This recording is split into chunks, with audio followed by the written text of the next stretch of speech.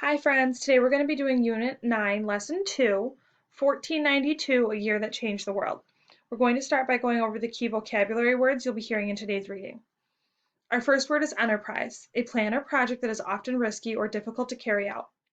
Our next word is fleet, a group of ships, planes, trucks, or other vehicles that are controlled by a single person, company, or government. Our next word is sphere, an object shaped like a ball. Our next word is sponsors, people who pay for the cost of an activity or event. And our last word is uncharted, explored or unknown.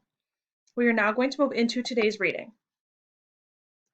Do any of you know what important event in world history took place in the year 1492? It is said that in this year, the explorer Christopher Columbus discovered several islands off the coast of North and South America, in what is now known as the Caribbean Sea. Here's a little rhyme that you can use to help you remember when Columbus set off on his important voyage. In 1492, Columbus sailed the ocean blue. Columbus and other Europeans had known nothing about these islands prior to his voyage. Sometimes people say that Columbus discovered the Americas. But did he truly discover something new? Columbus was actually looking for a different part of the world. Does anyone know what land Columbus was trying to reach? Christopher Columbus was trying to sail a part of Asia known at that time as the Indies. When Christopher Columbus and other Europeans at that time talked about the Indies, they were thinking about a part of the continent of Asia known today as India, as well as many surrounding islands. He wanted to sail to the area known as the Indies because he had heard and read that they were wealthy lands full of gold and spices. What Columbus actually ended up finding is an area now referred to as the Caribbean Islands or the West Indies. Even though Columbus was sure he had reached parts of Asia we now call the East Indies are the parts of Asia that lay south of China and north of Australia. They include the present-day nations of India, Indonesia, Vietnam, and the Philippines, as well as some other parts of Asia. Spices like pepper, cinnamon, and cloves were grown in the East Indies. They were carried to other parts of the world by spice traders. The spice traders transported spices to Europe by going through the Middle East.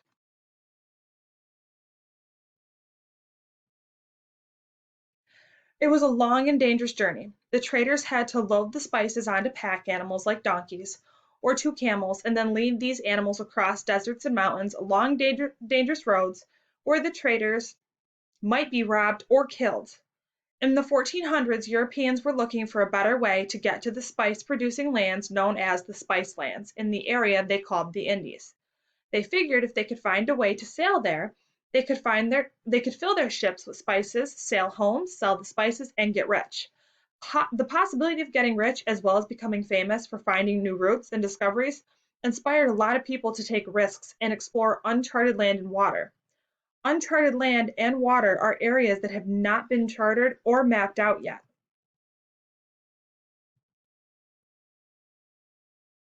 Christopher Columbus was only one of many men thinking about the Indies and the money that could be made if one could find a way to sail there.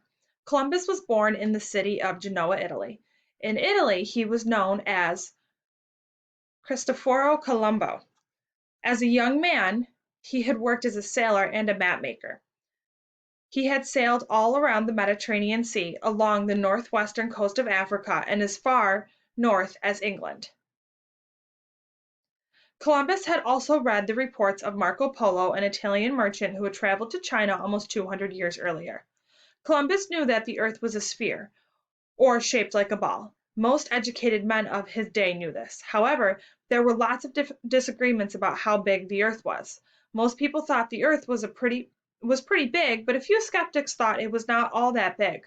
Columbus was one of the skeptics. He thought the earth was a lot smaller than most people thought, and that led him to propose his enterprise of the Indies. Everyone knew that the Indies were on the other side of the world. But Columbus thought the Earth was small, so the other side might not be far away. It might even be possible to get there by sailing around the world to the west. That was Christopher Columbus's bold idea that he proposed.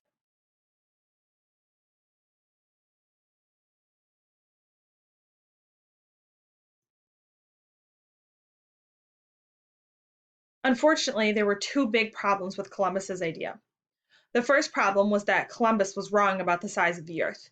The Earth is actually much larger than he thought, and that meant that the East Indies are much farther away from Europe than he realized. The second problem was that there is something besides ocean between Europe and Asia.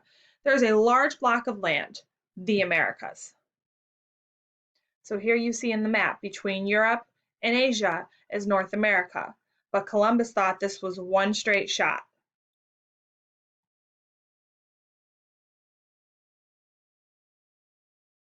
Columbus convinced the King and Queen of Spain, Ferdinand and Isabella, to be his sponsors, funding his voyage of sailing west to find the East Indies. Columbus set sail in August of 1492 with 3 ships. Does anyone remember the names of the ships in his fleet? That's right, the Nina, the Pinta, and the Santa Maria.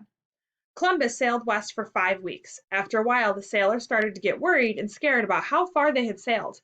Nobody had ever sailed so far west from Europe. Then one day a sailor sighted land. Columbus became excited. He thought he had reached Asia and the East Indies. In fact, he landed on one of the islands in the Bahamas off the coast of North America.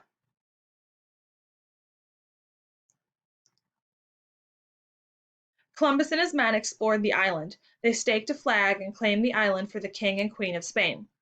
They made contact with the Native Americans who lived there, the Taino. Columbus called these people Indians because he thought he had sailed to an island in or near the East Indies. The native people Columbus met were peaceful and friendly. They traveled with the Europeans. Columbus and his men gave the native people beads and bells. These items were considered cheap to Europeans, but the natives had long valued trade goods from distant places. In return, the native people gave the Spaniards food, fresh water, and colorful parrots. They each gave the other something that was plentiful on their continent but rare on the other. A few of the natives had golden earrings or nose rings. Columbus and his men tried to find out where the gold came from. The Taino and the Spaniards made signs and gestures to communicate because they did not speak the same language. The Taino pointed to other islands. Long before Columbus arrived in the West Indies, trade occurred regularly between the people of the different islands. Their gestures were hard to understand, but the Spaniards thought the native people were saying that there were places not so far away where gold could be found. Columbus sailed off looking for islands of gold and spices. He visited several islands in the Caribbean Sea.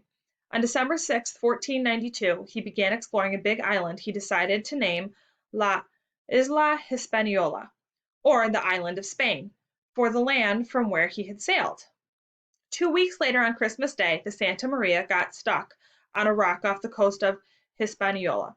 Columbus could not get the ship afloat, so he told his men to use the wooden supplies from the ship to build a fort on Hispaniola. 39 men volunteered to stay behind at the fort when the time came for Columbus to sail back to Spain to report his findings to the king and queen.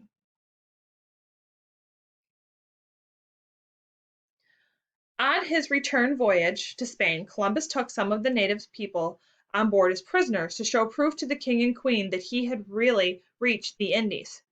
On the way back across the Atlantic, Columbus wrote a report for the king and queen. He described having discovered and claimed several islands in honor of Spain. Once he arrived in Spain, Columbus presented Ferdinand and Isabella with the natives and shared many facts about the islands he had discovered. But Columbus also exaggerated. He called the island of Hispaniola a miracle, describing it like heaven on earth. He said it had good harbors, rich soil, lots of spices, and rivers full of gold. Columbus boasted that the other islands he had visited were full of spices, but really he and his crew were unfamiliar with the exotic plants and trees that produce spices. Columbus more boldly exaggerated when it came to gold. He told the king and queen that Hispaniola was absolutely full of gold. He said there was gold in the rivers, gold in the fields, gold in vast mines, gold just waiting to be claimed. Columbus did not want to tell the king and queen only about the few natives wearing gold earrings and the few flakes in the rivers of Hispaniola that he believed were gold. Columbus reported all this in hopes of convincing the king and queen to sponsor another voyage to what he thought were the islands just off the coast of China. As you have heard, Columbus had read books by Marco Polo and other merchants who described China and the area known as the Indies as wealthy areas with flourishing trade. Columbus combined what he had read with what he had seen in the place he believed to be the East Indies and concluded that there had to be more riches waiting to be discovered. King Ferdinand and Queen Isabella were so pleased by his findings that they decided to fund another voyage. You may now move on to Unit 9, Lesson 2, Google Form.